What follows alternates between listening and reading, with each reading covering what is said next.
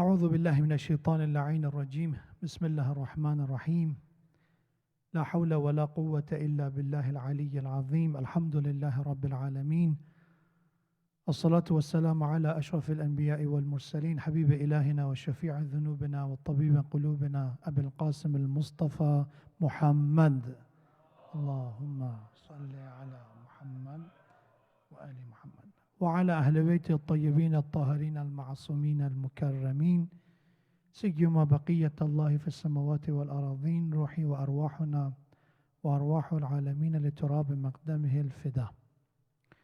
قال الله الحكيم في القرآن الكريم أن تقول نفس يا حسرة على ما فرطت في جنب الله وإني لكنت لمن الساخرين. صدق الله العلي العظيم. فذان مولانا وسيدنا رسول الله and his immaculate progeny Ahlul Bayt reciting under salawat ala Muhammad wa ali Muhammad.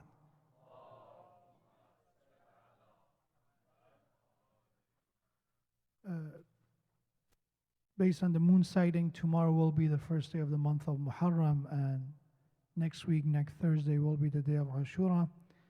And inshallah, during these nights until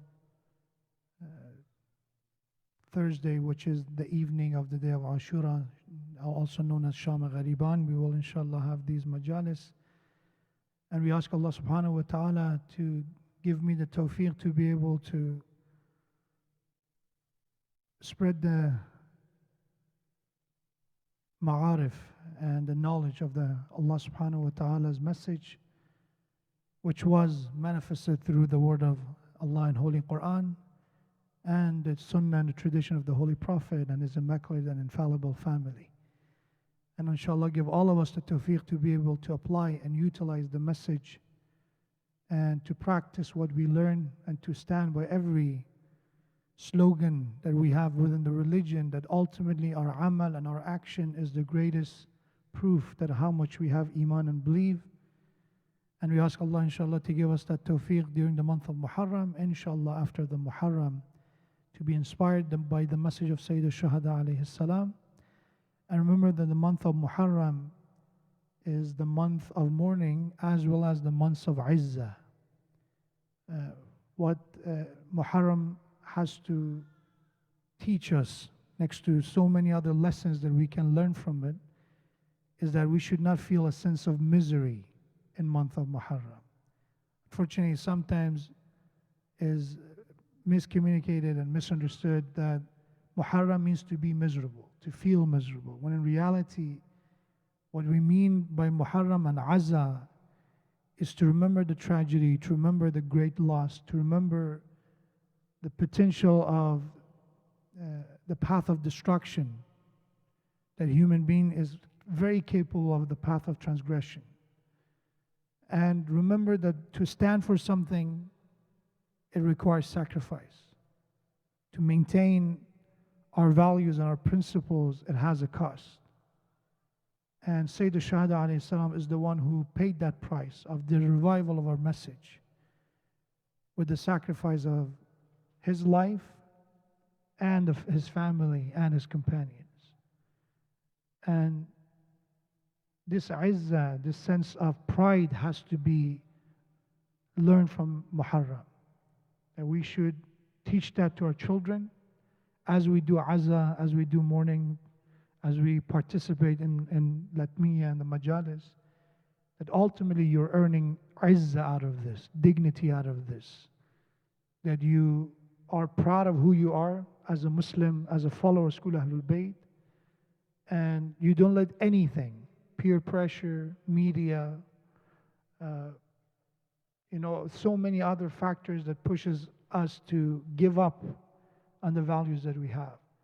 Because of that izzah, we will be able, inshallah, to stand by those values and to be proud of them.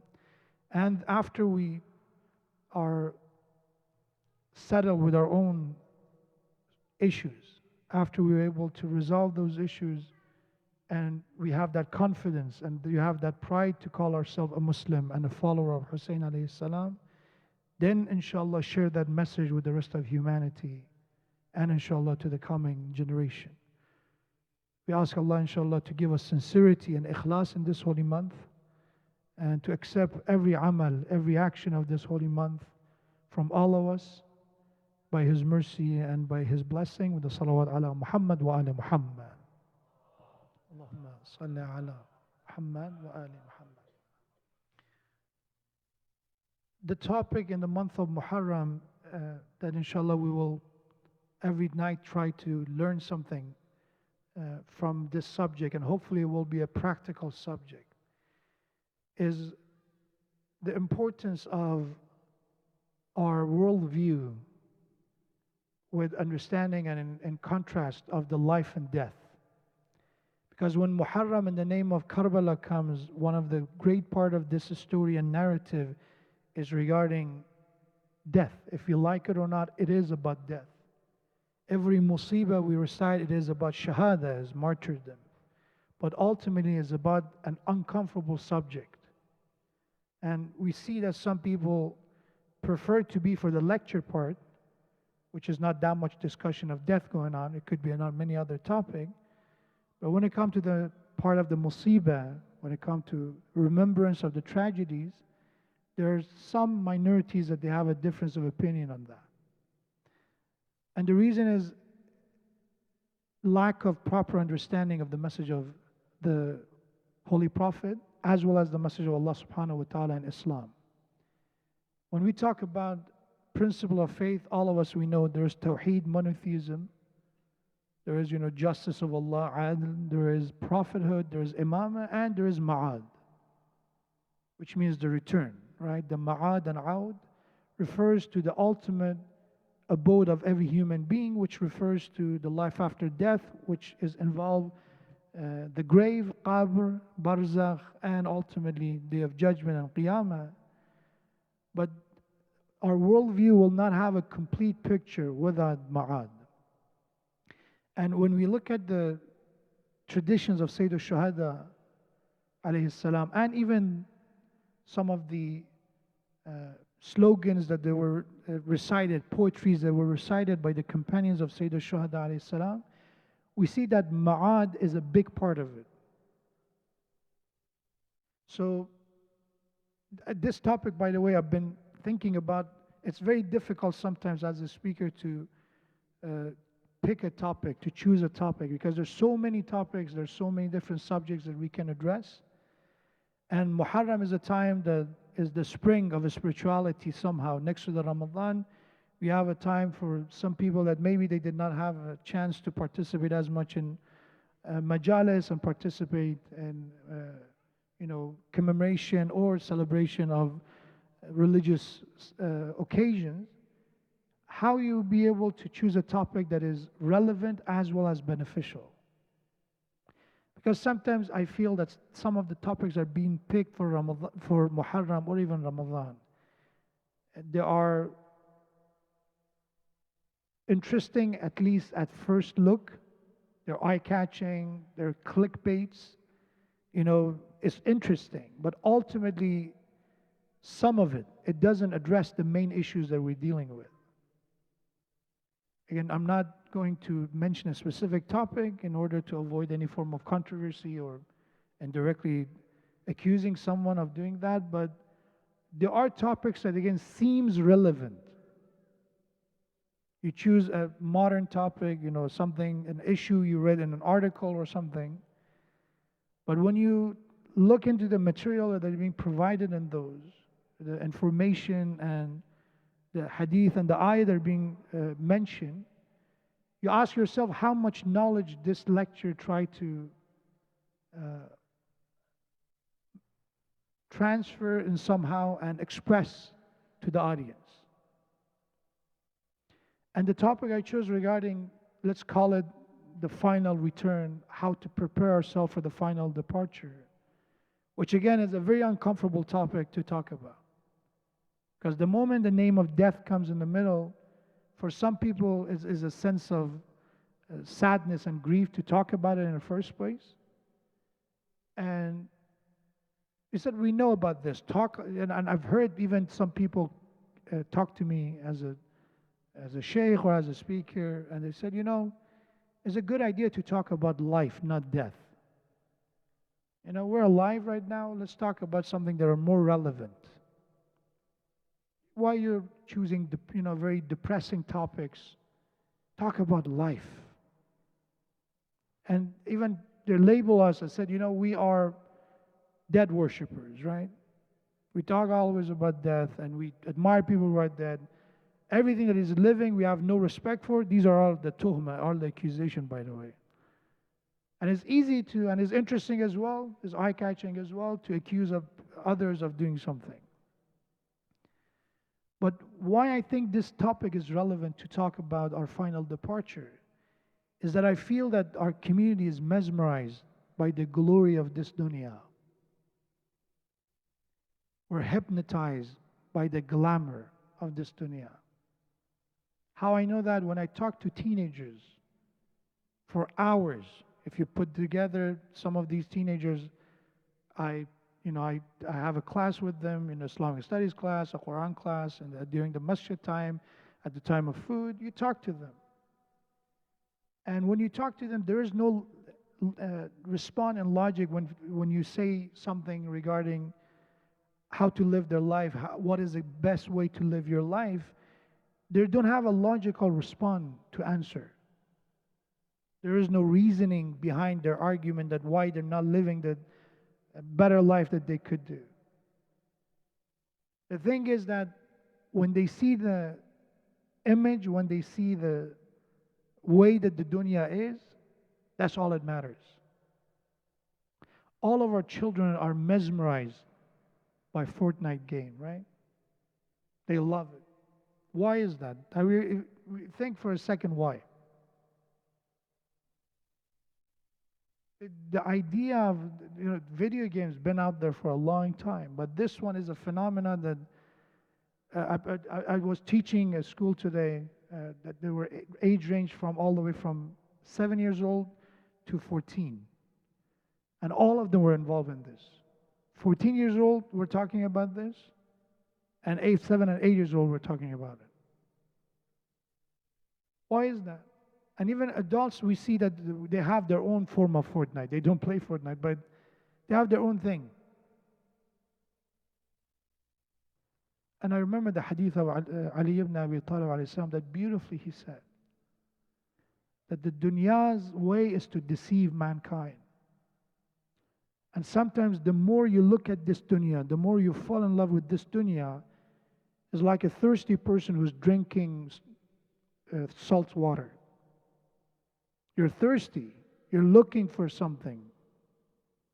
You're looking for, peace. You're looking for comfort. You're looking for something. And the dunya presents itself as a solution. If you have a big house, you'll be comfortable. If you pay off your mortgage, you will be comfortable.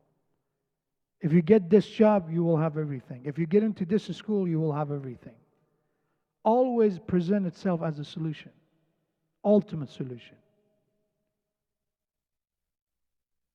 But at the end, you see that they don't stop there.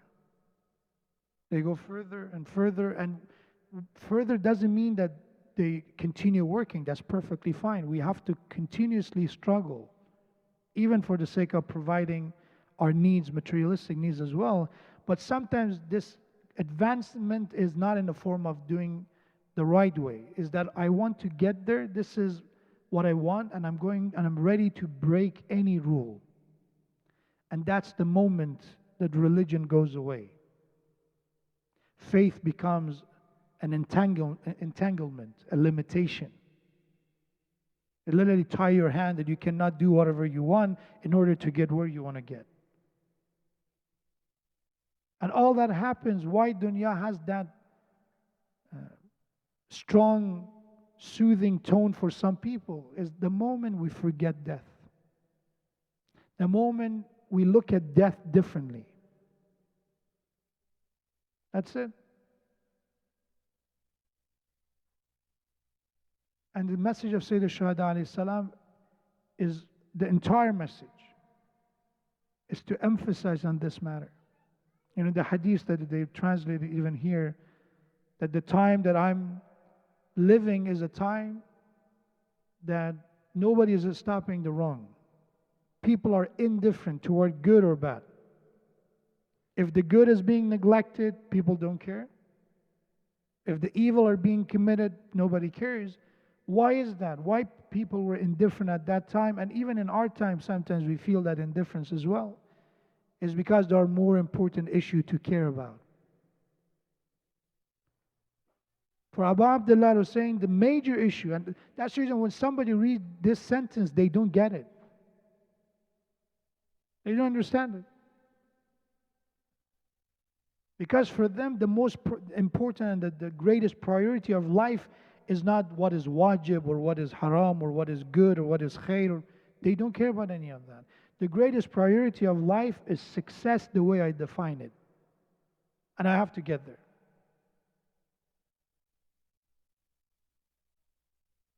But why the goals of Sayyid al-Shuhada and priorities of Sayyid al-Shuhada alayhi salam is the way that we know? It goes back to his worldview ultimately. That for him, the life is connected. It's not that we have one life in this dunya and one have in the coming.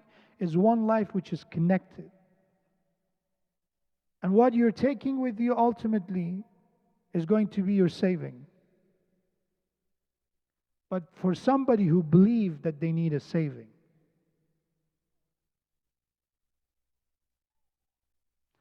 we have a story, some says is actual story, some says is a metaphor.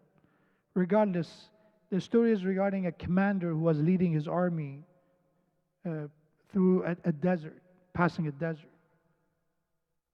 And as they were walking and they were marching in this desert, the night came, and it was a very dark night, pitch black, nothing, the eyes cannot see the eye, and you are not able to see anything.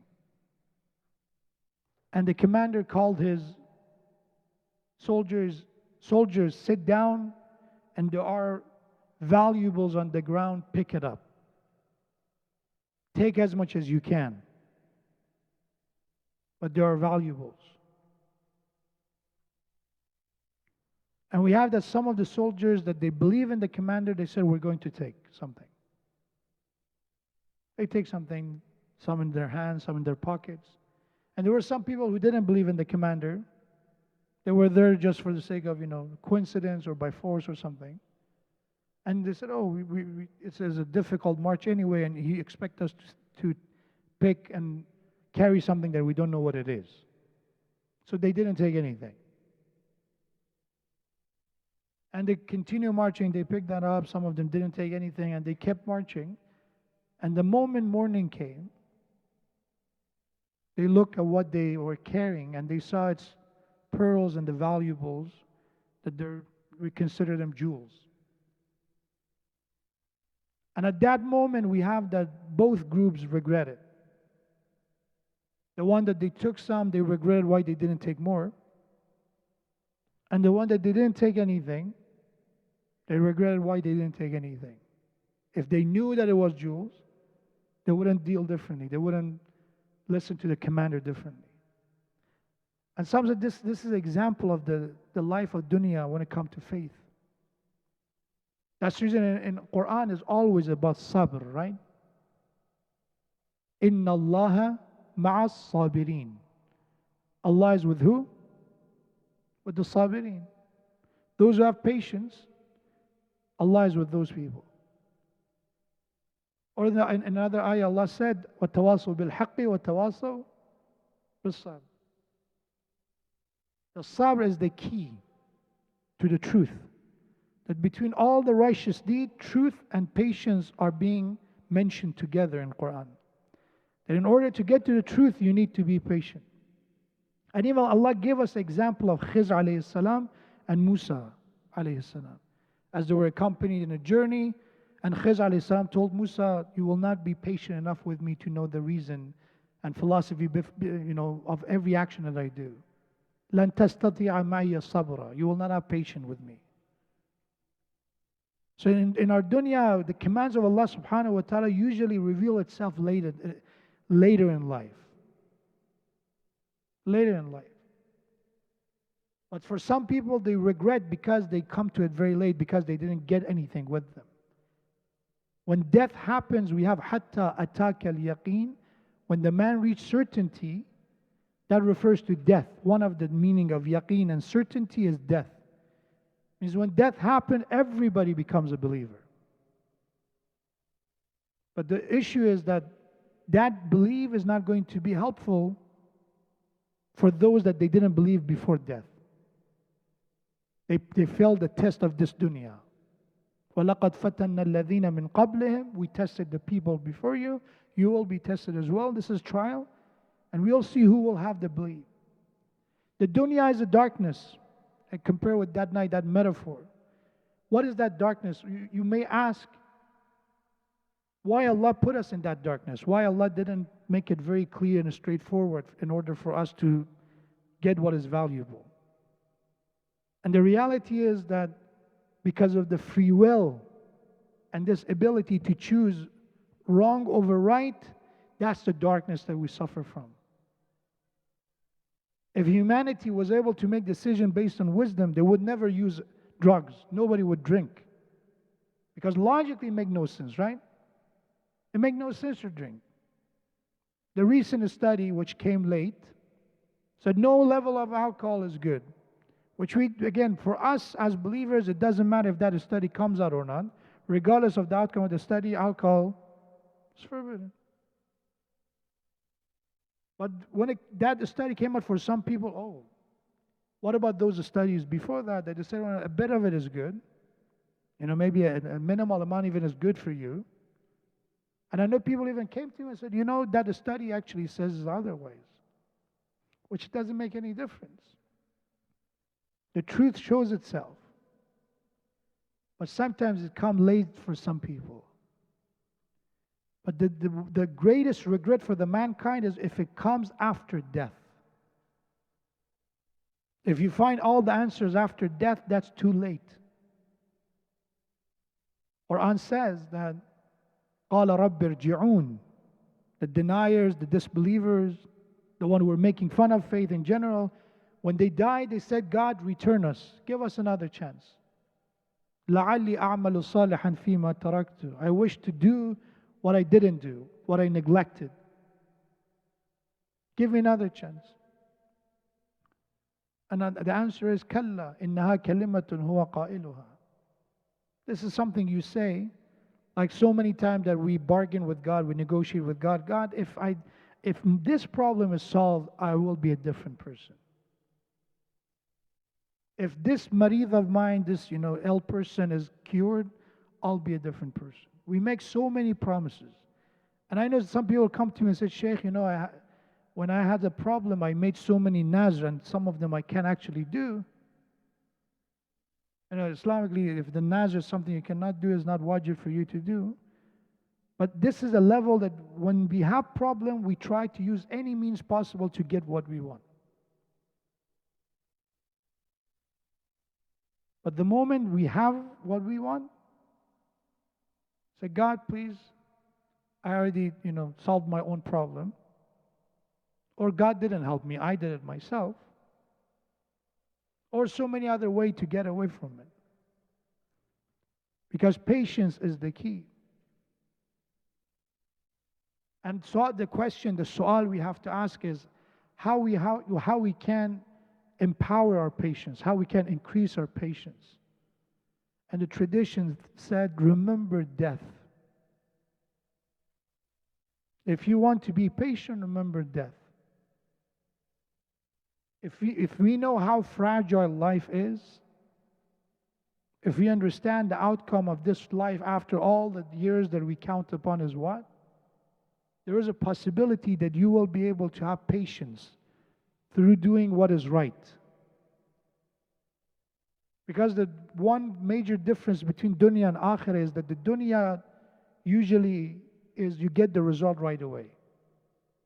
Is immediate kind of form of reward and punishment. But when it comes to akhirah, it's not immediate. And Allah said, why is not immediate? There's ayah in Quran that Allah said, if we wanted to punish every man for the sin that they committed, not even a man would survive on this earth. So if you wanted to make it immediate punishment right away, you will not be able to survive.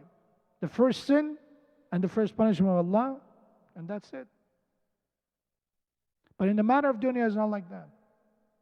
In order for somebody to enjoy prayers, you cannot just pray once and you earn the absolute level of prayers.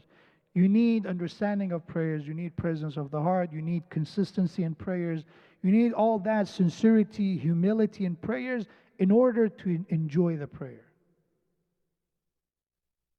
But for somebody to enjoy playing cards, you don't need any of that. All you need is to learn, and you will enjoy it, and it will be right away. The joy will be immediate.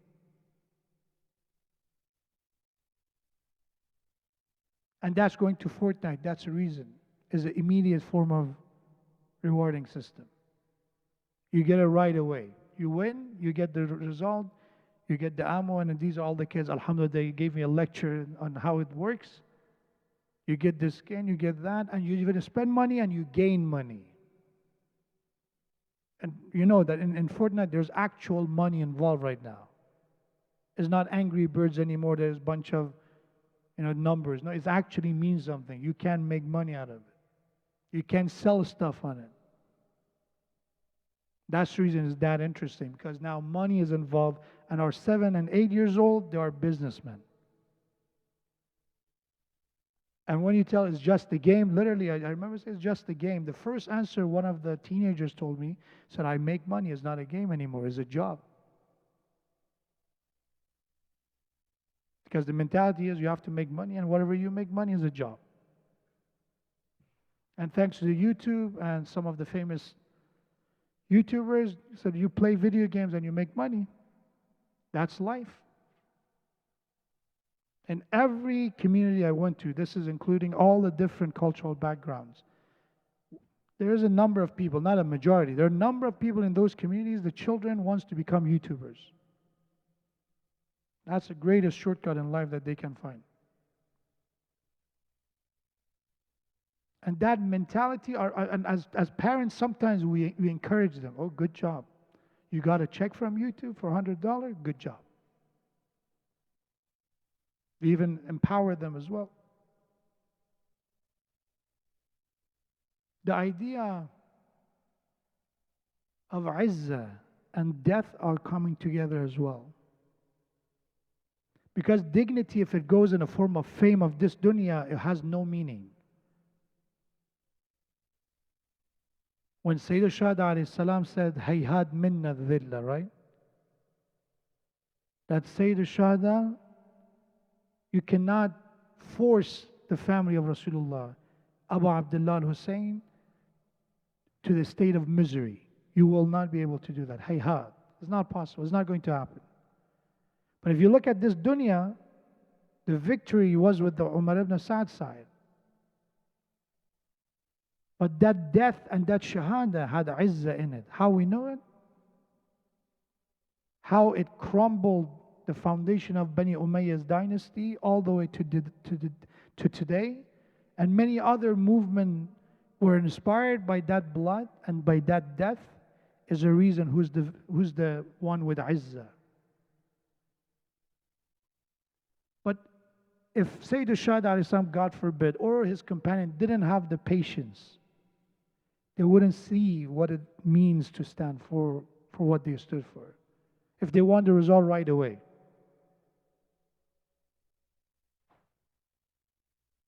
And remember what level of patience you must have to understand that you're not going to be to witness it yourself, but I still will be patient. Ilahi ridan biridak, tasliman liqaddaik. Ya Allah, in the midst of this trial, this hardship, I'm satisfied. I'm radhi with your plan. I'm submitted to your qadha. I'm not going to see it myself that how it turned out, but I trust you. Because we have when Imam was injured, he was on the ground, they marched toward the camp of Sayyid al-Shuhada and children and women. And we have that Imam hardly, he leaned on the sword. Said, oh children of Abu Sufyan, where are you going? If you're not Muslim, at least be free men. That is still a man is alive and you're attacking his family. That needs patience to the level that only an imam can have. But for us, it could become meaningful if we use and utilize death. How to do it, practical step. How to remember death. How to practice and increase our patience through death. Number one, my dear brothers and sisters, please learn how to do ghusl of mayyit. I know I'm not saying for the teenagers, they're too young to do it, but for those who are, alhamdulillah, you're young, that's the best time. Learn how to do ghusl mayyit. Alhamdulillah, there's a lot of organizations around us that they're literally looking for volunteers. Because Islamically, you cannot charge for ghusl. You cannot charge money for washing the dead body. It's haram. So they're looking for volunteers. Learn and volunteer. It will be uncomfortable at the beginning because the dunya doesn't like it. The nafs doesn't like it. It's distorting the image, the glamour of this dunya when you see death. It makes it more realistic and painful as it is. And that's part of life. It's unfortunate we don't pray it for anyone to happen, but it is part of life. So that's number one. Brothers and sisters, we have tradition, those who participate in the ghusl of few mayyit, Allah will shower them and with His mercy and forgive all their sins. It's one of those actions that literally we have to have competition, that we compete in order to be the first to do it. In some cultures, alhamdulillah, it become a culture. Some ethnicities, they have that. In some cultures, unfortunately, it's being ignored. In some cultures, if you wash a dead body, they call, unfortunately, with disrespect if somebody is washing dead bodies. It's cultural. The second step is to participate in funerals. We don't have that to go and sleep in the grave, that some people go to the extreme. We don't have that. If somebody, for some reason, I know some people, even in social media, they do it. They sleep in a grave, they take a picture. So, I was remembering you in a trial period for my death. Not to that extreme, but going to the funeral. And we have that literally takes 7-step minimum when you carry the body. Hold on to the body if you can. And then look at the grave yourself. As they put the kafan inside, if it's non-mahram, of course we understand the concept of mahram and non-mahram. But if it's just the same gender as you, look when they put him inside the grave. And the third way to remember death and increase patience is to recite Quran, and especially the chapters which is in regard of Qiyamah. 1/3 of Quran is about Qiyamah. 1/3 of Quran is about description of what we have to expect when we transfer, when we pass this gate to another. And I will finish with the hadith in the first night. One of the main reasons that doesn't let us to think of death is jahl, ignorance. And we have that the opposite of jahl is aql, right? Wisdom. And I talked about aql before, I think it was last year we talked about aql by Imam Rida alayhi salam. But there is a hadith by the commander of the faithful, Ali ibn Abi Talib alayhi salatu wassalam,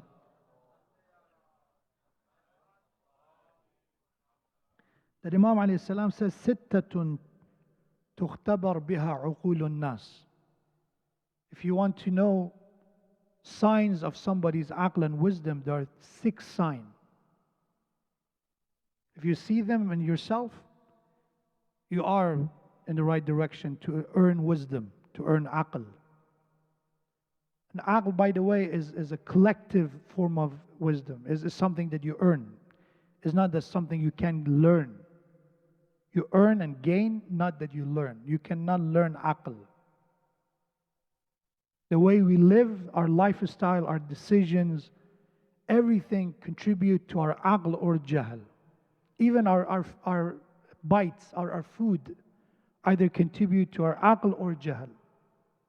So it's not ilm, it's not knowledge, it's wisdom that we have to acquire. So Imam alayhi salam said, if you're looking for aql, these are the 6 signs. Number 1, Imam alayhi salam said, al-hilm 'inda al-ghadab. The first sign of aql and wisdom is hilm, is that tolerance in the time of anger, is endurance in the time of anger, ghadab. Hilm and sabr are different. Hilm is a form of patience that you control yourself, that tolerance. Aqil is the one who's able to control his anger or her anger. So in order to be able to have tolerance, what is the key? Patience. Going back to patience again. Anger issues, unfortunately, it's in some of the communities that I work with, it's very difficult to resolve. Because usually people with anger issues, they don't accept they have anger issues. You cannot convince them that they have anger issues. So al-hilmu 'inda al-ghadab. We need to work on that. Especially married couples. Married couples, please. When you're angry, don't say anything. If you can, do that. Husband and wife. When you're angry, don't make decisions, don't say something, don't do anything. Especially in social media. Fortunately, some couples, they do childish mistakes. They're upset, they write something, and then they delete it, and then people involved. That's number 1. Al-hilmu 'inda al-ghadab. The second sign of aql and wisdom, Imam Ali alayhi salam said, وَالصَّبْرُ 'inda al-musibah. Patience in the time of affliction, difficulties. If you face challenges in your life and difficulties and you were able to be patient, that's what the wisdom is about. And that's what you see in the life of Ahlul Bayt, all of them without exception. Any form of difficulty that they dealt with, you cannot see them without sabr. If everything is going well and we are not doing anything wrong, we're controlling ourselves, we should not give ourselves any credit. Because everything is going smooth. What's wrong with us to complain, or what's wrong with us to have any issue? The difficulty is when we are facing a challenge. You know, one of the major issues in married couples is when they're hit by financial issues. The moment there's some financial problem, they cannot afford the same house. They cannot, spend the way they used to spend. Some of them are, they say the husband is laid off, lost a job. And nobody comes and said, oh, because you lose the money and you don't gain as much as money, I have a problem. It doesn't show itself like that. But because you don't have same level of comfort, it is a difficulty, it is a challenge. People start losing patience. We become easily irritated. And that's the moment of challenge. That's the moment of test. Aqil is the one that maintains patience in difficulties, in musibah. It could be the loss, it could be other form of difficulty. That's the moment of true aql to manifest itself. The third one, Imam Ali alayhi salam said, وَتَقْوَى اللَّهِ فِي كُلِّ حَالٍ. The third sign of aql is to maintain piety, God consciousness in every state of life. To have taqwa regardless. That should be very straightforward. Some people in the day of Eid, they put aside taqwa. In the day of wedding, they put aside taqwa. In some moments, we put aside taqwa. But aql is to understand if taqwa is good, if piety is good all the time. If something is valuable, it has to keep its value all the time. And if something is not good, you cannot have it temporarily valuable and then lose its value. It's not a currency anymore. Taqwa is not a currency.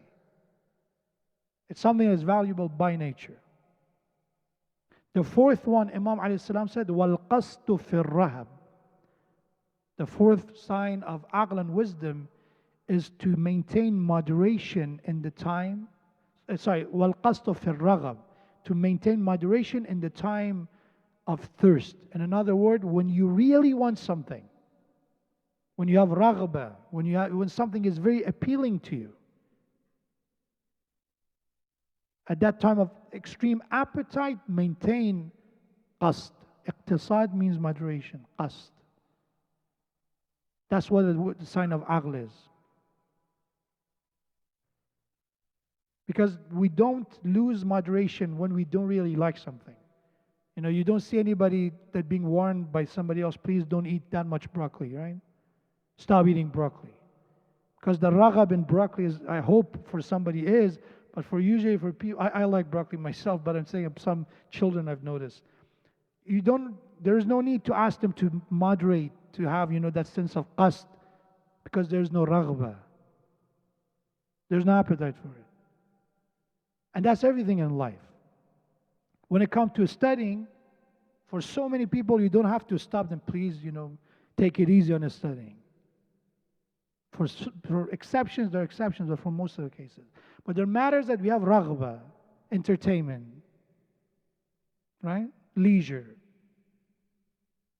For that, we need the qasd. That's the sign of wisdom. A wise is the one who doesn't lose the control.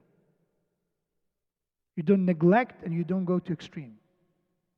And that's very difficult to maintain, and I promise you, it's very difficult. Binge watching is one of them. Binge eating is one of them. Even sleeping is one of them. The modern age that we live in, because of a lot of flexibility that technology provides for us, unfortunately it forces us to go to extreme. Even this system of weekend, right, is a form of extreme, right? For 5 days you work very, very, very hard, and for 2 days you don't work. It's a system. And that's the reason everybody hates, I hope not Monday. If you live in a Muslim country, you hate Saturday, that they celebrate Jumu'ah. Why is that? Because it's that extreme, that there's comparison. Even when it comes to Jumu'ah in Quran, which is in Muslim countries they celebrate Jumu'ah because of Jumu'ah prayers. Allah said, Ya ayyuhal ladhina amanu idha nudiya lis-salati min yawm al-jumu'ah fas'aw ila dhikrillahi wa dharul bay'. When you hear the call for the prayers of Jumu'ah, leave your business. Leave the work, go for prayers. And that's the beauty of ayah. It finishes with this statement. وَذَرُوا الْبَيْعَ ذَلِكُمْ خَيْرٌ لَكُمْ إِن كُنْتُمْ تَعْلَمُونَ. This is better for you if you knew. If you know the value of it, you would definitely do it. But we're telling you, remember that darkness, that metaphor. If you knew how valuable it is to join, you would have left everything and you would have gone. إِن كُنْتُمْ تَعْلَمُونَ. This in kuntum, this shartiyya means unfortunately you don't know the value. So Allah is telling us. But the continuation is فَإِذَا قُضِيَتِ الصَّلَاةِ. When the salat is over, when the Jumu'ah is over, right? What to do? وَإِذَا قُضِيَتِ الصَّلَاةِ فَانْتَشِرُوا فِي الْأَرْضِ. Scatter on earth. Go. Don't stay in the same place. Don't waste your time. فَانْتَشِرُوا فِي الْأَرْضِ وَابْتَغُوا مِنْ فَضْلِ اللَّهِ. Go seek your share of Allah's blessing and bounties. Go get your part. In another word, go back to business. Even Friday. That the balance and qasd has to be there. That should be regarding appetite. That should be regarding everything. That's the reason we have even amal. Hadith is by the Prophet Muhammad sallallahu alaihi wasallam. Allahumma salli ala Muhammad. Said the action that is da'im is better than an action that is temporarily, right? Wa in qalla. Even if that constant, that continuous action in quantity is less. So a continuous action with a small quantity is better than extreme action that doesn't have continuity. So with saying that, praying Salatul Layl once let's say I'm going to do 11 rakat every night for 1 month, and then I quit the other 11 months. It's better to do the only shaf and watr, or the witr rakah, the 3 rakah, every night, than just doing it once a year. That continuity is important. Even in Ramadan, I say people, there's a month of Quran, recite more Quran. But if you're going to make a contract with God, I'm going to finish Quran in Ramadan, but for 1 year from this Ramadan to next Ramadan, Allah did the Quran in Ramadan, right? So I tell people, don't even do that. وَالْقَصْدُ فِي الرَّغَبِ. That's the 4th sign of wisdom and aql. The 5th one, Imam said, قِلَّةُ الْمُمَارَاتِ.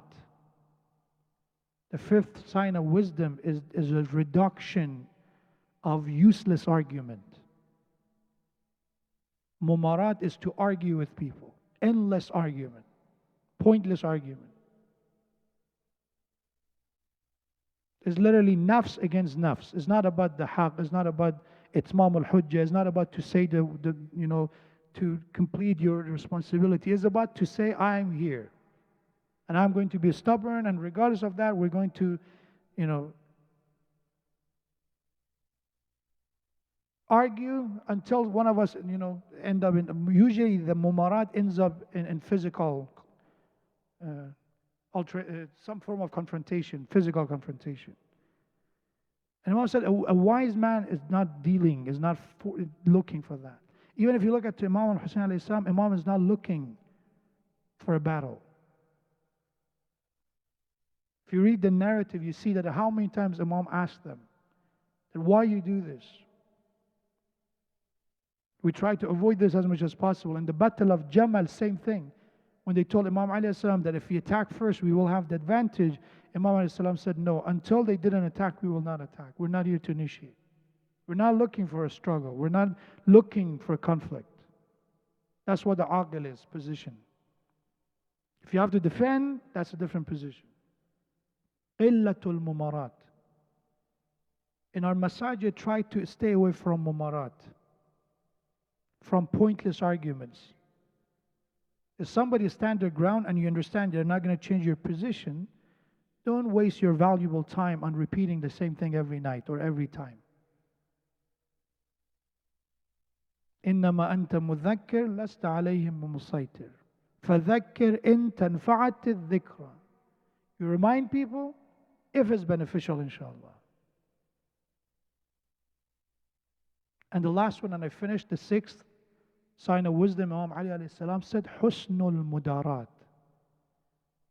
The last and final sign of aql and wisdom is the will and proper way of dealing with people, a lenient way of dealing with people, mudarat with people. Mudara means to understand not everybody is like you, not everybody is patient. Not everybody is as understanding as you. And sometimes you have to be the one to control the situation. Mudarat means that, be lenient. Understand that maybe this person is upset. This person is angry. Manage the situation well.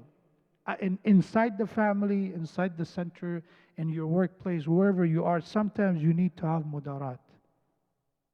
Not every matter is a matter of haqq and batil. Not every argument, every conflict is about truth and falsehood. Sometimes it's about none of that. It's about emotions. It's about feelings. And we have stories at the time of the Rasulullah and Ahlul Bayt that sometimes when these kind of people were facing the Ahlul Bayt or their companions, they know how to do the mudarat. Malik al-Ashtar being thrown, right? We said this story, you heard this story. He shaved his head. Somebody, they didn't know who Malik al-Ashtar is. They threw trash at him. They made fun of him. That's the mudarat with people, by the way. He walked away. He didn't say, you undermine my izzah and dignity, how you dare to disrespect me, I'm going to stand, hayhad minna dhillah. He didn't say any of that because this is not a matter of izzah. This is not Yazid literally falsifying the message of Allah. This is not putting you in a position to support an oppressor. This is a personal issue. This is a jahl of someone. He walked away. And we know this story. Eventually they came to apologize, get to know him and all that. But that's what mudarat with people is. And we need to do that in our family. Fathers and mothers, the most important role you have is to have the mudarat with each other in front of your children. The worst thing we can do as married couple is to bring the conflict in front of our children. We don't have the mudarat. Because we think, oh, this is haq, I have to stand for my haq. You know, children are not that important. I'm more important than children. Because in the people who behave in the wrong way, they justify it. May Allah subhanahu wa ta'ala, by the honor of the Sayyid al-Shuhada, the month of Muharram, give us the tawfiq to increase our patience, to earn patience, acquire patience through the practices of Holy Quran, the practices of the message of Allah subhanahu wa ta'ala. And we ask Sayyid al-Shuhada to make us worthy of being participant of the Majlis Azza, the morning commemoration of these days of the month of Muharram. And may Allah subhanahu wa ta'ala, by the honor of Sayyid al-Shuhada, punish all the oppressors and help us to be the assistants of all of the oppressed and madhlumeen of the world, inshaAllah.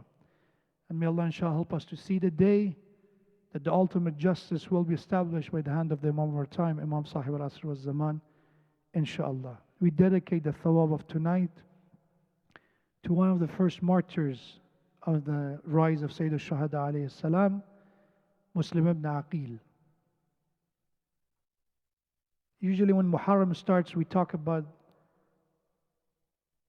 the companions who were present in the days which led to the day of Ashura. But there are some of the messengers of Sayyid al-Shuhada. Qais ibn Musahhar is one of those shaheeds who was martyred in Kufa before Imam reached Karbala. Hani ibn Urwa is another Shia of Sayyid al-Shuhada who was killed because of his love of Sayyid al-Shuhada alayhi salam. Sulaiman Abarazin was killed in Basra because of his love of Sayyid al-Shuhada. These are all before Ashura. And one of these Shuhada, which was martyred in the 9th of Dhul Hajjah, before Eid al-Adha, is one of the qurbanis of Hussein alayhi salam before Eid al-Adha, is Muslim ibn Aqil. By the way, his family was with Imam Hussein alayhi salam, his wife, his daughter, his sons, and even we have 10 people from the family of Aqil that were present in the day of Ashura. If you look at the list of the Shuhada, martyrs, you will see that 10 of them are from the Aqil's family. And when Muslim ibn Aqil came to Kufa, at the beginning people gave their hand in allegiance. And he wrote a letter to Imam al-Hussein alayhi salam, "My master Hussein, people are ready for you, come." And every time I say this musibah, I remember that we say, Allahumma kulli waliyika al-Hujjat ibn al-Hasan as well. Allahumma ajjil li waliyika al-Faraj as well. And every time I think about this, that this is my invitation, and when the moment of test comes, God forbid, I pray that I'm not one of the people of Kufa who turned my back to the Imam that I called and invited.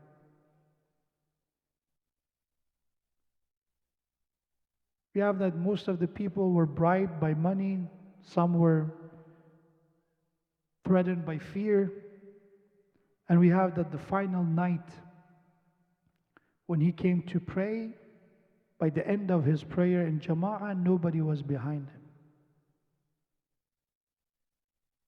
A man that at the beginning, the first time it was fight over who's going to take Muslim to his house. Now there's not even one offer for him. Alone, stranded, gharib, walking in the streets of Kufa.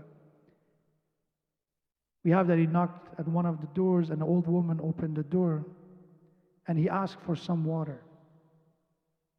After the woman recognized him, she offered for Muslim to stay the night. And you heard the story that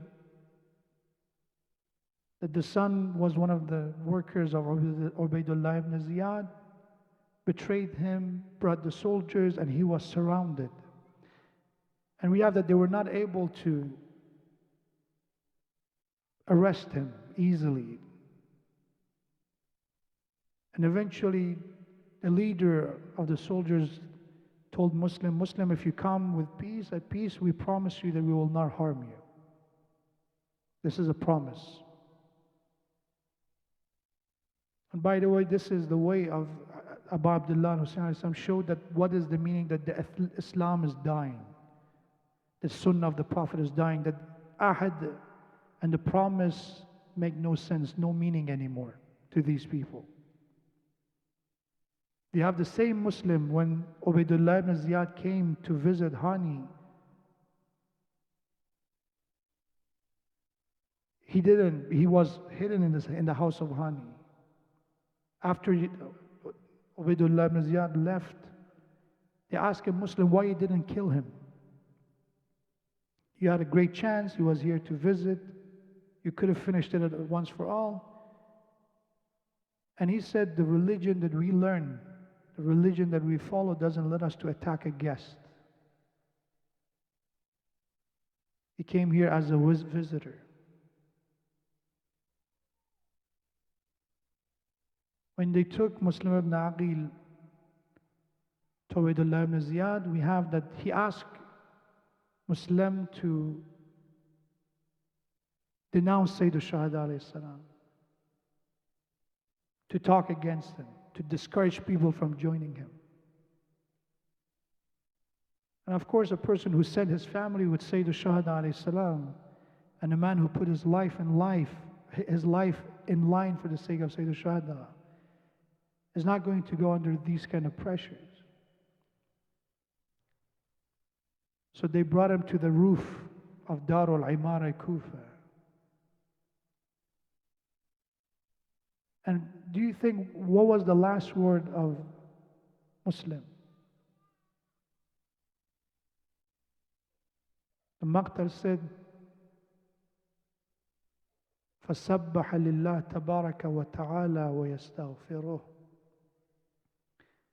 He glorified Allah subhanahu wa ta'ala as he was preparing for the sword to come on his neck, to approach his neck. And he repented. وَصَلُّوا عَلَى النَّبِيِّ. And he said the salawat upon the Prophet and in the last second of his life. And this is one of the last sentences he said, Allahumma ahkum baynana wa bayna qawmin qadduna. Ya Allah, you be the judge. You rule between us and this qawm, that they did this to us. And he looked at the distance and he started crying. And we have the soldier who was responsible to behead him. He said, if you change your mind, if you're crying, if you're afraid, there is still chance for you. Stop crying. Why you're crying at this moment?